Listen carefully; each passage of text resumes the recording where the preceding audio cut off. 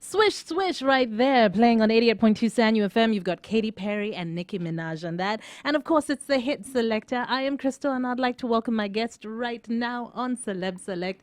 PEPE MINAMBO is joining us today. Hello. Hi, Crystal. How are you doing? I'm great, thank you. It's nice to have you here with me. Thanks for having me here too. Thank you for making the time to come and speak to us. A pleasure too. I know that you've been traveling the world, going around, inspiring people, but now you're inspiring people right here on Sanyu FM. Yes. So PEPE, maybe you can tell us, PEPE as the name, where does that come from? Okay, Pepe has many meanings. Pepe in Spanish is short for Joseph. Oh. That's why you even have Pep Guardiola, the Man City manager, is called Joseph. They cut it short, Pepe. Pepe in French means a wise person or a gray-haired man. Okay, a gray-haired man. Yeah, that's the meaning of Pepe. Yes.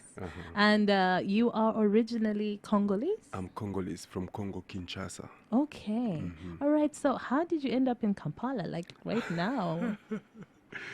I'm Congolese, but I live in Kenya. I've been living in Kenya for over 20 years now. I do. So you're Kenyan? Yes, I'm Kenyan Congolese. Half my life Congo, half my life Kenya. And I've been coming to Kampala for the past 4 years, but on just business assignments. I fly in, speak, and then get back to Kenya. It's a market I've been looking forward to and thinking to get established here. And finally, for the past 10 months, I've been having a business going on here, doing work here, registered a company, set up an office, and that's why I'm in Kampala today.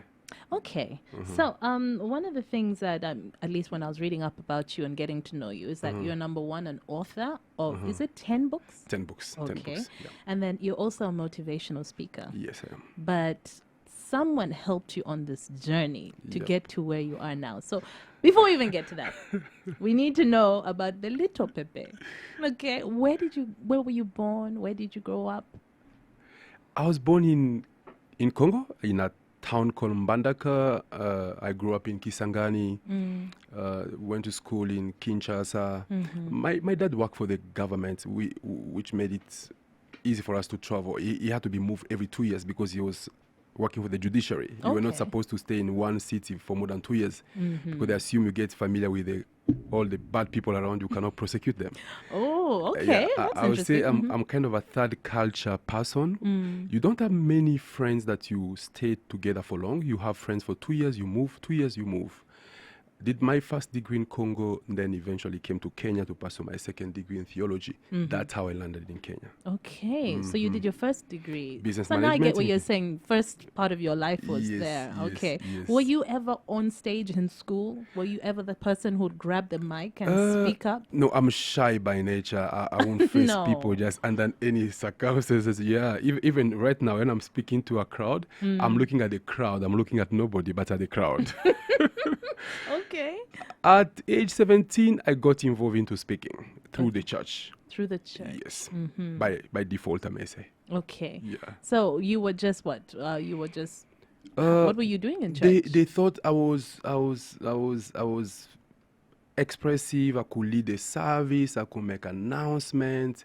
I could guide the youth, and they gave me really a platform, and that I'll say when my career began to speak. Did you ever see yourself like going down the path of being a pastor? I never saw that, but everybody around me thought I was one, and I was nicknamed all manner of names, Renard Bonke. You know, any big evangelist in the world, your friend stop calling your normal name, they start calling you names of pastors. And all along I knew I may end up being a pastor. That's what I knew. But then later on in life, when I met the guy who introduced me to me, it's got a different twist. To this side of you, Yes. and what is now your passion? Yes. Okay. Which I still also do through churches. Oh, so you also still go to churches I still as well? preach. I still speak in Sunday, big congregation. They still invite me to speak. All right. But I don't charge when I go to church. That's the difference. Yeah, I don't Let's charge. make that very I clear. don't charge.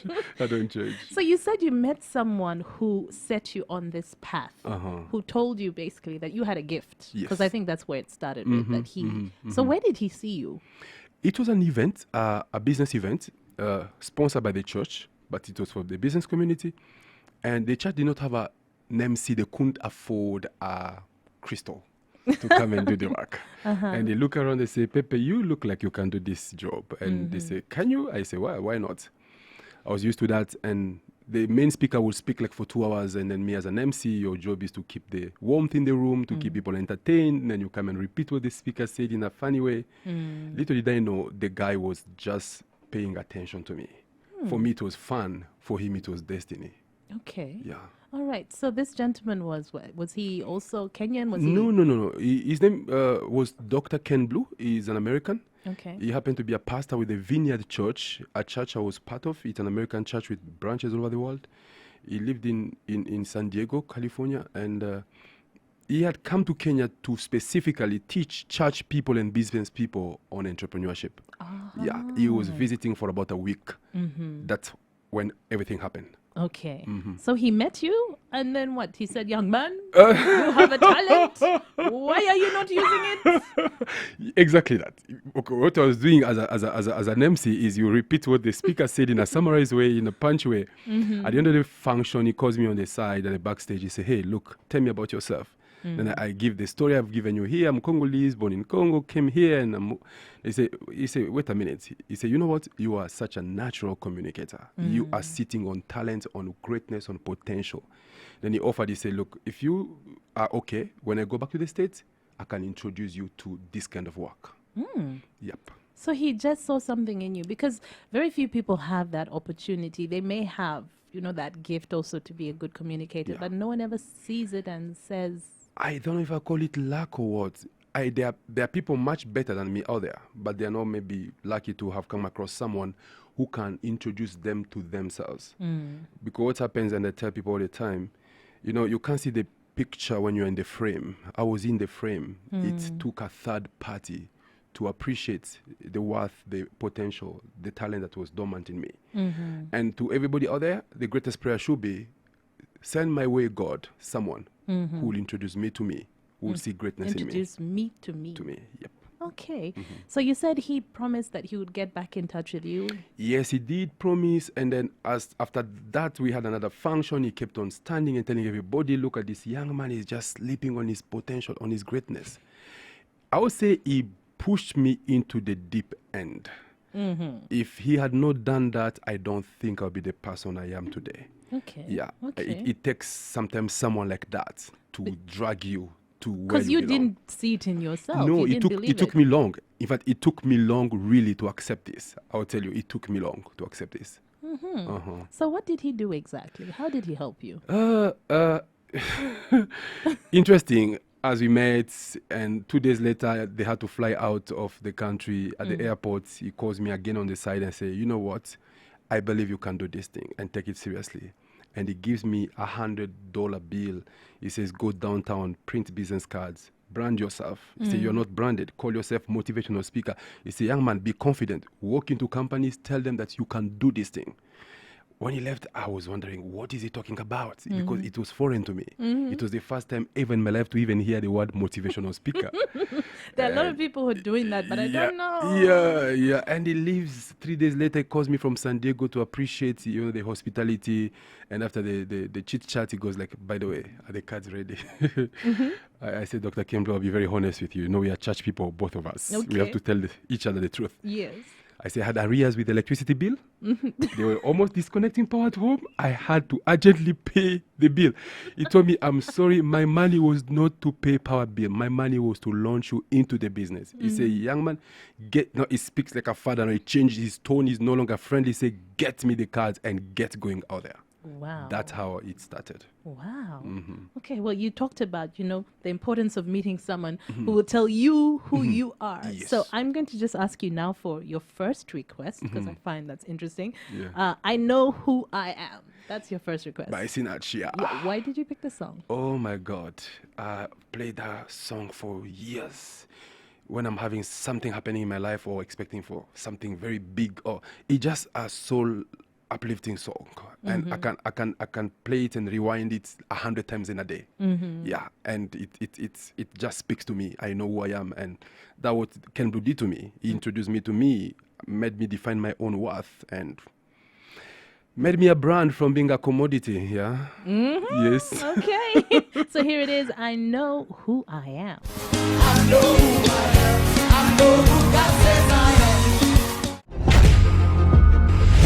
Okay, so you were saying that, you met, was it a pastor? Yeah, and a motivational speaker too. Oh, Dr. okay. Ken Blue. Dr. Ken Blue. Yes. And he set you on this path. Now, after you finally, I'm imagining you finally got the money to go and print those business cards, even though you didn't believe in yourself at first. Yes. How did you get out there? Because many people, want to head somewhere, but they don't even know what steps to take. True. I think self-doubt has killed more dreams than social or financial resources. Just that place of doubting self. After that pressure from Dr. Ken Blue, I sat down with a friend of mine and I asked him, his name was Ken. I said, Ken, who do you think needs motivation around here? Because this gentleman thinks I should go out and motivate. And Ken happened to be a salesperson with an insurance company. He was selling life insurance. As you know, life insurance, it's very tough to sell. Very difficult because no one wants to believe that they're ever going to expire. And yes, and Ken tells me, Pepe, look here, I'm a salesperson, I sell life product. I go here, people say no, you go to a school, people say no, to a lawyer, people say no, everybody's saying no. And they say, I'm so discouraged. If I was not living with my sister, I would have quit this job. But it's my sister that supports me. And they say, I'm not alone. We are so many of us at the office, so confused and so discouraged. They say, why don't you try a company? Maybe they'll listen to you. We need this stuff. Okay. It took me again a few weeks before making up my mind to go to their company. And one morning, the site comes, dress up, and go to town. And I go to this particular company that Ken used to work for. And I go to the reception. I meet the receptionist. I say, my name is PEPE MINAMBO. I'd like to see the manager. And insurance companies, they have this open door policy. And she says, yeah, he's in. You can go in. And then I walk in there, Crystal. I meet the guy seated behind his big desk. And I go like, hey, good morning, sir. My name is PEPE MINAMBO. I am a motivational speaker. And the guy asked me, from where? I say, from around. Then he says, what do you do? I say, well, I motivate people. Then he goes like, how do you do it? I say, I come in a room, I find people, I encourage them, I motivate them, I make them believe in themselves. Then he goes like, what are your charges? I go like, no charge. You say, how? Because Dr. Ken Blue told me, Pepe, as you are starting, do not charge anything. Because people have never heard you. You've never done this thing before. Yes. You charge, and then you go eat a blunder, and people feel cheated. And then they ask for a refund. He said, do it for free until people appreciate that you can offer this service. And I told the guy, no charges at all. And then he asked me, are you available this Friday? I said, yes. He said, well, I've got my weekly meetings with my agents. I've got 50 guys who come every Friday morning. Will you come on Friday? I say, yes, sir. Now, Crystal, that's when all my trouble began. Because I've never done this thing before. Yeah. Okay, because you're right. That's just diving in the deep end. Yes. And hoping that you find water when you hit the floor. Yes. And, so, because I think for a lot of people, what you just said I found very profound, because a lot of people now, for example, come out of university or they think about their first jobs and they've already in their minds decided, I want to earn this amount of money, I want to live in this kind of place, and I want to charge this amount. Yes. But you started out by saying, I'll do it for free. Yep. And I went home, and I was lucky because during the event when Dr. Kemble was presenting, when I was the MC, I was taking notes. I took every detail of everything he said. I went home, I memorized, I'll tell you word by word, comma, full stop, jokes, everything. And then I came that Friday morning, I spoke for about 30 minutes. They couldn't believe it was my first ever presentation. The guy was quite impressed. He asked me, have you been to company X? I say no. Have you been to this other company? I say no. I said, those are my friends. And then he recommended me to few banks, few other insurance companies. For 2 months, I went company after company speaking for free. And from one company, they will send me to 2, 3 more. And over 2 months, I've done like close to 30 companies. Wow. But Ken Blue was keeping tab on me. He wanted to know what I was doing. And then you ask me, he said, now you've created some credibility. You have created also a sense of self-belief. Stop charity. Don't offer it for free anymore. Now start charging. Yeah, go register a company for them to take you serious. Invite them for your company launch. After the launch, officially start charging. Okay. That's how it started. Wow. Okay, so you decided to just keep going out there, getting yourself out there, pretty much building the experience that you needed, because that is something that's so important in the world. True. Now you talked about, something you said, to move from being a brand, move from being a commodity Yes. to a brand, and that is something that is well known and explains itself. How did you get to that level? Because some of the challenges, I imagine, in the beginning, I mean, how are you supplementing that, by the way? Can I just ask? Did you have a full-time job somewhere else? Okay, I was still working for the church. I had kind of a full-time job with the church with a very minimum retainer. Okay. And that's why I was able to do this thing as part of my still church extension work. I was used to doing free things in church, and here it was easy for me to just adapt, continue doing. I struggle with that, Crystal. That's why I won't tell you that I struggle with that. Even now, I struggle with that. That's why I need a manager, someone that manages me. I don't do a lot of dealing myself because I still have that The charitable mentality. yes. Freely did you receive, freely you can give. For me, it's a gift. I'm not doing what I studied in campus. For me, it's natural. And sometimes when you feel that this is God's gift, you tend to offer it to people when they can't afford it. Okay. Yeah. And I'll tell you, I fly out of the country. I'm overseas in Europe or wherever. I do a talk. I'm paid this much of money for an hour. I speak my heart out. I come back home. I'm giving a free talk. This is the same excitement, the same preparation, the same enthusiasm. I don't say, here it's charity, here it's commercial. For me, there are no boundaries. As long as you have me, you have me. Okay. Yep. So do you feel like, from what you've learned on your journey, that it's important to, much as you receive, to keep giving back as well? Let me tell you, I tell myself I'm a gift that keeps on giving. And I'll tell you, most of my biggest corporate deals, they came through free givings.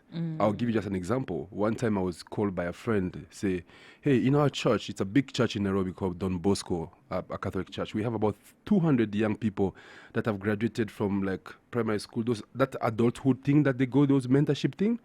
You say the graduation party is happening. We need a key speaker to come and speak to them with their parents. And every senior motivational speaker we've contacted in town, they're asking for money. And the least they're asking is $1,000.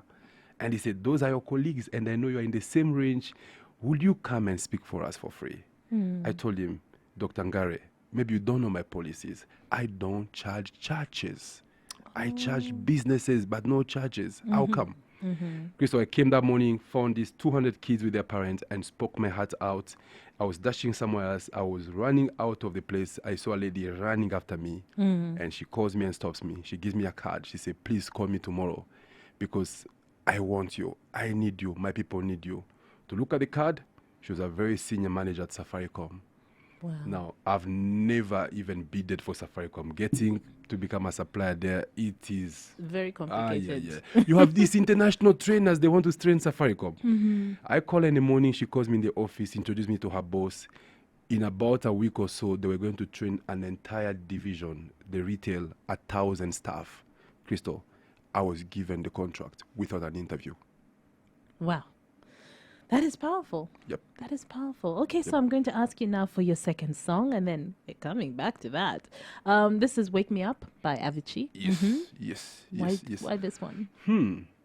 I like the lyrics. They speak to my heart. The tempo, the passion, the life. It was a heartbreaking experience to hear about him passing away that soon and so young.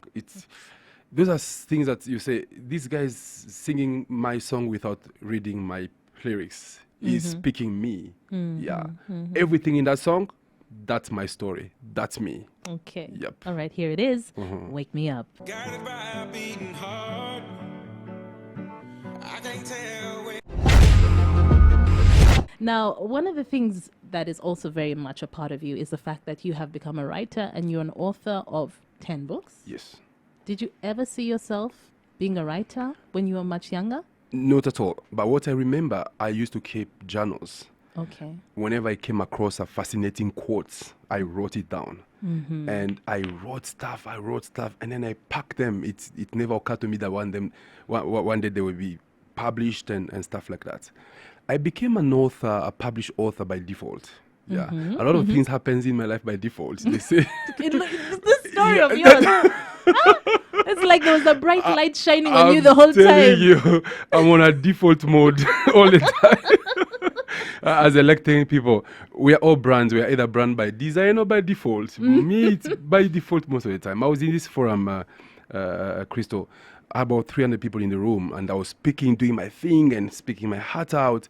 After I finish, as the main speaker, guys come and surround you, start greeting you, congratulating. And then a guy was standing there, just calm, waiting for everybody to finish. And he was patient, holding a book in his hand. And then he walks to me at the end and tells me, my name is Joseph Obwanda. I'm a pastor. I'm a speaker. And then he asks me, do you have a book? I say, what do you mean? Don't. Then he goes like, do you mean everything you've said here tonight is not written? I say, no, it's not written. It's from my heart. He said, Pepe, you know what? You are not doing justice to yourself. And you're not doing justice to this audience. Because what you said is so precious. When people leave here out of the excitement, they forget. But if it was written down, they'll carry it home. They will still look at it. They'll share with their spouses, family, colleagues, and your message will go even beyond you. And then he asked me, do you have time tomorrow for lunch? I say, well, yes, I do. He said, I'll buy you lunch tomorrow. Let's meet at a place I remember, Hurlingham in Nairobi, Kula Corner. 1 o'clock, I meet the guy, and he was there before me. For 2 hours, it took me on a coaching, mentorship, book writing journey. It goes like, what's your most favorite topic of all the years we've been speaking? I say, the topic that gets me a lot of excitement is be inspired before you expire. He say, that's the title of the book. I say, what do you mean? Be inspired before you expire. He said, that's the title of the book. I say, what do you mean? He say, yes, that's the title. I say, okay. And then he asked me, do you have any archive things that you've been writing when you? I say, so many. Say, those are the chapters. I say, what do you mean they're the chapters? You know, there are people who are writers who have been struggling to put a book together for years. Yes. And you're telling me in 2 hours, you were like, this is how you Let write me a tell book. you. Yeah, he say, now, what are the subtopics you really excel? I say, one of them is purpose, telling people. My most favorite quote is this, by William Buckley. He say, there are 2 great days in a man's life. The day they were born and the day they discovered why they were born. So you can live for 25,000 days at 70 years, but if you've not discovered why you were born, your life is meaningless. He say, he tells me that's about purpose, right? He say, chapter 1 must be purpose something. It goes to be chapter 2 must be this, chapter 3. Crystal, I went home that evening, cancelled all my appointments for the next 2 weeks. I sat home. Within 2 weeks, my first draft was out. Within 2 months, my first book was out, Be Inspired. That book took my brand to the next level. I've never looked back. Wow. Now, that was the second God-sent person who In your introduced life, to you. me into writing. Again, I'm here scratching my head. I'm like, where are these people for me? There are people listening right now. They're like, where are these angels? How come we haven't met them? They're out there. I think maybe sometimes the issue is people aren't actually paying attention. Someone may tell you, you have this gift. You're really good at this or that. Yes. But you don't take them seriously or you just don't pay attention. It takes time. I was encouraged one time when I heard about Les Brown. Les Brown is one of the top inspirational speakers in the world and the most expensive to afford. He said it took him 13 years to accept to becoming a motivational speaker. I'm sorry, did you say 13 years? 13 years. That's a long time. Yeah, someone had him speak and he told me, Les, this is the future. This is your life. For 13 years, the person was behind him to convince him. And 13 years later, he's never looked back. He's one of the biggest. He regrets. He say he should have started 13 years earlier. Yeah, but most of us are in that space, self-denial. Don't you think there are also some people in that space where, let's say, like you're talking about this gentleman, and he said it took him 13 years. There are people who feel like they're 13 years too late, or maybe they're 20 years too late, and it's too late to either apply themselves to that dream or what they thought they could do. I There are love people that. like that who give up. Yes, yes. It's just because of lack of inspiration and lack of case studies. Because if you come across other people's stories, then it define your own story. Look at it this way. Someone say, you're never late in life. We're just in different time zones. You see, it could be 5 o'clock now in Kampala. You push it 8 hours in front. You are 8 hours behind. America is 8 hours behind us. Maybe in DC. So that would be like 9 a.m. Yeah. Does it mean that we are smarter than them because they're behind us? No. We're just in different time zones. Look at Obama. He retires as a president at 56. Trump become president at almost 70. Yeah, that's a They good are in point. different time zones. Yeah, we are all in different time zones. I think you should just keep to your lane. And dreams have no expiry dates. Yes. It's never too late. Nope. It's never too late. Nope. So one of the things you said in the beginning was like, everyone has a gift. And there's some people who say, again, I guess it's negative self-talk, but they say, I'm not good at anything. I've never been good at anything. I mean, how do you help someone like that? And if you follow deep down why the person is saying that is because they've had people say that about them. I had mentioned yesterday in a forum, I say, I like Chinese, they believe in 3 mirrors. They say the first mirror is what you think about yourself. The second mirror is what others think about you. But the third mirror is the truth. Who you really are. Yes, sometimes I may think that I'm an intelligent guy, I'm a sharp guy, but others think that I'm stupid. But the truth is, I'm a genius. I'm more than intelligent. Yeah, I say sometimes when you say, we've had people say that. That's why you are lucky if you focus on the third mirror, which is the truth. That you are so gifted, you are so smart, you can do anything, you can go anywhere, you can be anything. In my 10th book, I tell people, if you have a big dream, you go out there, the world tells you can't. I say, if they tell you can't, tell them that you can. If they ask you why, ask them, why not? Because the future belongs to those who believe in the beauty of their dreams. Okay. Can I ask you, people say that, to self-motivate, one of the things that some people do, first thing in the morning, they get up, get to the mirror in the bathroom and they say, you are amazing. You can do anything. Have you ever done that? Yes, but not a lot. I would rather sit down and visualize. I think auto-suggestion becomes powerful when it's backed up with a sense of strong visualization and deep-rooted feelings and emotions. I tell people, look, success is a feeling. Success is an emotion. You must feel it first in your heart. It's not a breath that you say. No, it's an emotion. It's an emotion that becomes a thought, then becomes a breath. If it's only breath without emotion and thoughts, it is so light. You can change your mind tomorrow. But when it's deeply rooted here, it doesn't matter the storm. You stand still. Wow. Okay. Now, there's something we talked about just briefly, which I wanted to bring back. We're talking about Avicii, and you're saying it's so sad that, such a talented young man took his own life. And then you said something I thought was interesting. You said, but why didn't at least his manager see that? Yeah, because before someone take their own life, they send signals.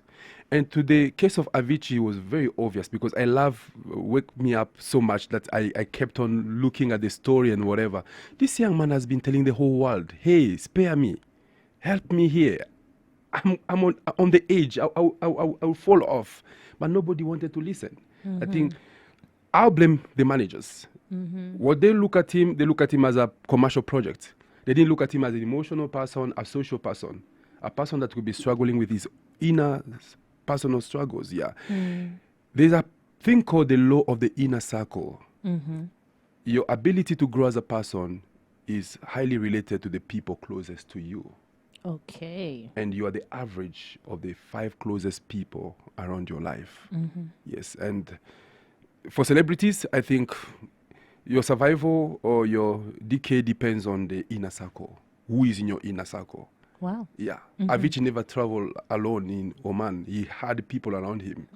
What were they doing?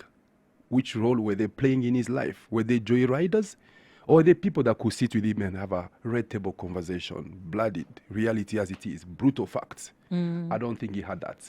So you need to surround yourself with people who will be real with you. Yes. Because they form a ring around you. Yeah. They protect you from outsiders, but they also protect you from going beyond your boundaries. Yeah. The stronger that ring, the better for you. Okay. Okay. I'm going to ask you for your third song right now, which is Josh Groban, You Raise Me Up. This song. This song is so emotional to me because that the first time I heard this song is the day I was introduced into book writing in that particular event. Are you serious? Yes. We had some twins that performed in our events, dance, these slow dances. They were dancing on this song. That was the first time I ever heard it. And at the same day, that guy walked to me and told me, do you have a book? It's so emotional for me, this song. Wow. You Raise Me Up, Josh Groban. Here it is. I am down and all my soul's I am Crystal and I'm chatting today with PEPE Minambo on the Celeb Select. And you've been sharing your story. Yes. And it makes sense in many ways because you were lucky enough to have people who saw your potential and pushed you on this path. So is that the main reason why you want to inspire other people to reach their full potential? I think so, because it's also written somewhere in the Bible that to whom much has been given, much is required. I feel life has been so gracious to me, and I feel like it's a social, moral responsibility for me to give myself out there. Okay. Yes. Okay. Yes. So what is one of the biggest challenges you faced on this journey, especially when you also identify something special in someone and it's so difficult to bring that out? What is the biggest blockage that most people are experiencing in your experience? I think self-limitation, self-imposed limitation comes from a mindset. It takes time for people to believe in themselves. You need to be assertive. You need to keep on pushing. You need to keep on role-playing. Bring them along, give them a chance, a platform, and let them do it. And then let them hear what the public says about them, and that shapes their opinion. And that gives them the confidence that, hey, I can do this thing. And that led me a few years back to start an academy. We call it in Nairobi PEPE MINAMBO Academy. Having been in this business for about 12 years, people kept on coming to me and say, Pepe, I want to do what you do. I want to be like you, speak like you. Crystal, it became very difficult to mentor people one by one because of my schedule, the travels. I say, why don't you have a common platform where every person who is like-minded, who would like to learn these things, we come together and I tell you as a group, it will be easier for me. And my first class, I had 70 people. Your first class? Yes. And I took them through a 3-month program on public speaking, basically my story and my journey, my mistakes, my ups and downs, my blunders. There are times where I came in front of an audience and my brain was frozen. I forgot my entire speech. I embarrassed my speaker and I couldn't sleep at night. You've let people down. I just shared my story, but I packed them into modules, a 5 module for 3 months. Yeah. And most of them today are professional speakers. They're doing this full time. And they didn't believe in themselves at first, but I gave them platforms. Wherever I went to speak, I brought one of them and I let them do my intro or do my outro or join me on stage, things like that. It builds confidence. And then someone goes out there on their own. Yeah. I mean, practice also. Yes, practice yes. really. And exposure, yeah. And exposure. One of the things that you've kept saying, a common theme in our conversation today is your story. Your story. And how powerful someone's story is. Actually, you just said that your story is more powerful than even just your qualifications. Yes. Most people think I have to have a degree and then a master's and then a PhD. No? The biggest value proposition you bring on the table is your story. Your story is bigger and more powerful than your CV, than your educational qualification, than your social background. I in my classes, when I teach people public speaking, I show them videos. And one of the videos we watch is the Obama Democratic Convention 204, that the convention that introduced Obama to the world. Obama was known to Americans, but we didn't know who Obama was, even most of us living in Kenya. But that day, he came on stage to campaign for John Kerry through his personal story. And let me tell you, his story became our story. We saw our story in his story. Our story could fit in his story, and we own that story. We ran with it. The Yes We Can slogan went viral all over the world. I say, your biggest competitive advantage in life is to sell your story and to let the people around you buy that story and make your story their story. That you have a deal. Wow. Okay, so we've talked a lot about what you do, your career, but what about your personal life? Are you married? Do you have any children? Well, I've got kids. I've got kids.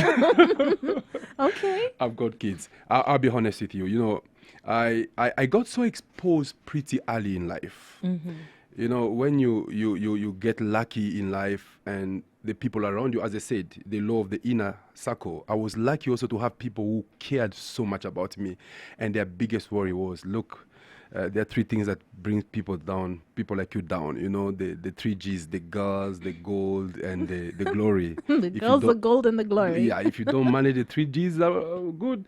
And then my let's say my pastors were very worried, because every Sunday after church, the attention and the crowd that was around me, they got worried. They say, look here, you have to get established to protect what you have. You know, I got married pretty early at 23. 23. Yes, That is and, quite young. I divorced. Okay. Currently divorced. All right, because Yes. that was just too early for you. Yeah. Okay, but you have Yeah. children? Yes, I do. I do. Okay, how many? I've 3 kids. 3 kids? How Yes. old? Oh, they're young. They are. The first one is pretty old. He's about 17, adopted. Yeah, and then I've got my own. The first one is 7. Okay. All right. I kind of asked you about that also because in the world today, especially for young people, there seems to be, there are like 2 schools of thought. There's some people who believe that you have to leave family or relationships and only focus on your career first. First do career and then you can do that. And then there's another school of thought, which is, you know, no, first get it out of the way, have your kids young, you know, get that part of relationships done, and then you can focus on your career. Have you ever come across those mindsets? And Yes. what do you think a lot of about it. that? I think each person has their own journey. The same way your story is unique, your journey is also pretty unique. Different people approach life differently. There are those people, they will tell you, if I had not gotten married at that particular moment, I don't think I'd be the person I am. Okay, let me give you practical examples. People like Bill Clinton will tell you, every time I've read his book, The Story of My Life, he says, without Hillary, without meeting her at the age I met her and how we got married, I will not be the person I am today. He's had his own story, his own blunder, but that woman has been the pillar of his career. That woman has made, there are those we call the king makers. She's the king maker. Yes, The man will never had become a king without this woman. There are also those men who do not need king makers. They can become kings without a king maker. They are wired that way. But I believe it's a balance. It's a tricky balance. Different people have different social, emotional disposition. There are people, they need family to become whole. And there are people, they can still do career, succeed, and then go to family. It's tricky on individual basis, I would say. Yeah. So everyone's in their own time zone. Yes, time zones. Time Back zones, to yeah. that. Time zones, You yeah. do you. Yes. Now, one of the things also yesterday when you were speaking, one of the things that came up was everyone is unique, so everyone should focus on that uniqueness to build a brand, for example. True. So a lot of people will say, okay, how do I even begin? If you can just give us something very small, just to help someone who's listening right now and wondering how would they start Wow. on that. I struggle with that a lot also myself to do, until when I started coaching people, I came across a concept that is very simple that everybody can apply. And that concept is by this gentleman called Dr. John Maxwell. In a book, the book is titled Good Leaders Ask Great Questions. And he said, look, good questions inform, but great questions transform. He said, if you want to go to the next level, ask yourself hard questions. Then he came up with 5 questions to help you identify that uniqueness, to identify what I call in my academy your Coke. You must find what is your Coke. By that I mean Coca-Cola company has over 500 brands, but there is one flagship brand. The World Cup starting in a week's time or so, you won't see Sprite, you won't see Fanta, you won't see Bitter Lemon, you won't see anything next to the World Cup. Yes. There'll be only one brand, Yes. Coke. Now, the tragedy with most of us, we've put all our energy and resources behind our Fantas and our Sprites at the expense of our Coke. Okay. You are putting your majors behind your minors, and your minor is suffering. Now, how do you identify your minor, your major, your Coke that I call in my sessions? 5 questions, quickly. Number 1, you ask yourself a question: what makes me cry? Okay. Yeah, what makes me cry? The thing that breaks your heart. The thing that when you come across, you have a sleepless night. The things that will not leave your feelings and your emotions. Number 2 is what makes you sing. That tells the things that gives you joy. The things that you don't need tuition, you don't need encouragement, you don't need PEPE MINAMBO to inspire you to do. You will do it. Either you are being paid or not, either it's winter or summer, you will still do it. What are those things? The one that makes you sing. Number 3 are the things that makes you dream. The things that captures your imagination, the things that conquers your imagination. It may have stayed there for years. You know, there are things that came and left, but this particular thought never leaves your mind. Season changes, but it never changes. What is that thing? Can you be true to yourself? Number 3, it's what makes you unique. Crystal, there could be 10 radio presenters in Uganda or in Africa, but what makes Crystal Crystal? Okay. As someone say, if everybody is standing, you stand up. If everybody is sitting, you stand up. If they stand up, you stand out. If they stand out, become the standard. If they chase the standard, raise the bar. What that thing that will make you stand up when everybody is sitting? What that thing that will make you stand out when everybody is standing? What that thing that will make you become the standard when everybody becomes outstanding? Okay. What is that thing? Be real to yourself. And then number last, what makes you excel? Okay. What the thing that you can do it on reverse mode? You know, You don't have to work you hard. You don't- don't have to think too much about it. No, you don't even to look at it as well. You can still be doing it, but other people need 24 hours concentration. But you, yeah, you just do it. Those are the 5 questions, 5 legendary questions. If you answer them honestly, you discover what your Coke in life is. Wow. Well, Pepe, unfortunately, we're out of time, but thank you so much for sharing Great all that. pleasure. Thank you for sharing your story. Great pleasure. And I guess I'm pretty sure there'll be some people who'll be wondering, okay, how can I get to know more? What would they have to do? Can we find you on social media? Or I'll be honest, I'm not very active on social media. do you have a website, maybe? Few months back, someone hacked my social media account, changed all the passwords. I was locked out, No, sorry. and the Sorry, guy was sorry. running my world. And I'm not. I've tried to be a social media enthusiastic. I'm not. Okay, I'm sorry to say, some things you have to be real to yourself. Yeah, I've had social media managers in the past, but I'm not that guy that will go all the way there on social media. I have my own way I connect to my world. We have programs that will be upcoming in the next few weeks. We just launched a big coaching program in Uganda where we want to help people in their careers. How do you transit? You know, a lot of people are trapped. And we ask the question, what the next big thing in your career? What the gap between where you are and where you want to go? Oh, Currently, okay. where you work, are you being tolerated or are you being celebrated? Are you a brand or a commodity? Do you feel worn out? Do you have a burnout? Do you feel fatigue in terms of career? Do you need a new sense of life? Now, that's what we want to provide here. And in a week's time or so, we'll be starting that program in Kampala. So where would someone go to get that information in terms of how to contact you? Okay. I can give my contacts here if you don't mind. If someone wants to contact us, we'll be at Serena Hotel on Friday, coming week. On Okay. Friday from 6 o'clock to 7:45 So that's in the evening? in the evening. Okay. It's a paid sessions though. Whoever want to come, you have to pay like 60,000 to attend the sessions. If you want the ticket, you can go at Serena, the conference center, the Victoria Hall. You can get at the counters there. The cards will be on sale. But from this coming Friday, I'll be at Serena from 6 p.m. up to 7:45, coaching, helping people how to get out of that trap to the next level. Okay, so now we know if we need to find out more how to get a Yeah. hold of you, we go Yes. to it.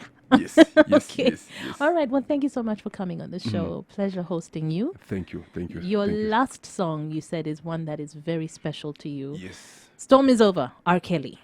Tell Thank us you, about Crystal. this song. Why? Why is it so special to you? I say it defines again. My story is long. What I've given you is the part one of my story. Yeah, just And now you see when you come out of the wood, now you are the limelight, and then you want to go to this next level. Of course, you take the leap. You take sometimes the wrong leap. The dream crashes. And the audacity of hope, the arrogance of belief, you believe you can conquer the world, and you attempt it, and they are big things. And sometimes they do work, sometimes they don't work, and you're broken. This song speaks to me because I've gone through storms and survive. In my language, they say, a tree that has been hit by a thunderbolt never worries when the sky gets dark, because the worst has ever happened. There is nothing more that can happen. The storm is over. Okay. You can keep going. all right. Well, thank you again for coming on the show. Here Thank it you, is. Crystal. Storm is Over, R. Kelly. Was in a tunnel and couldn't see the light. And whenever I'd look up, I couldn't see the sky. Sometimes when I'm standing